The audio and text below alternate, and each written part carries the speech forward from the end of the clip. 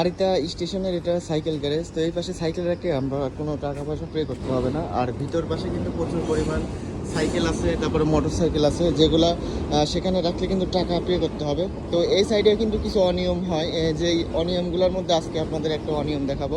তো এই সাইড দিয়ে কিন্তু সাইকেল রাখার জন্য সুন্দর ব্যবস্থা করা আছে, সাইড দিয়ে এমনকি সাইড দিয়ে বেড়া দেওয়া আছে, এই পাশ দিয়েও আছে। তবে এই সাইড দিয়ে কিন্তু সাইকেল রাখা নিষেধ।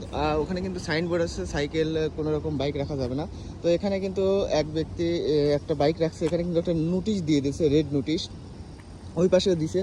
তো এই পাশেও গতকালকে অনেক দিছিল আর কি, সাইকেল ছিল আমি দেখছিলাম। তো সেই সাইকেলগুলো আজকে নাই।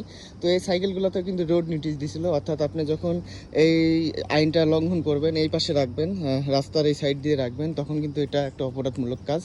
আর এটা এমন নোটিশ দেয় যে নোটিশটায় লেখা থাকে যে পরবর্তীতে যদি এইভাবে কোনো সাইকেল মোটরসাইকেল রাখা হয় তাহলে কিন্তু পৌরসভা অফিস থেকে লক করে দেওয়া হবে, এবং পরবর্তীতে কিন্তু সেটা পৌরসভা অফিসের সাথে যোগ করেই কিন্তু সেই লকটা ছাড়াতে পারবে। তো এ ধরনের কিন্তু জাপানের কিন্তু অনেক নিয়মকানুন আছে। তো অনেক নিয়মকানুন থাকা সত্ত্বেও অনেক জায়গায় কিন্তু সেই নিয়মকানুনগুলো সেভাবে প্রতিফলিত হয় না, অনেকেই অনিয়ম করে যায়, এমন কি শুধুমাত্র নোটিশ দেয় কিন্তু সেগুলো কার্যক্রম হয় না।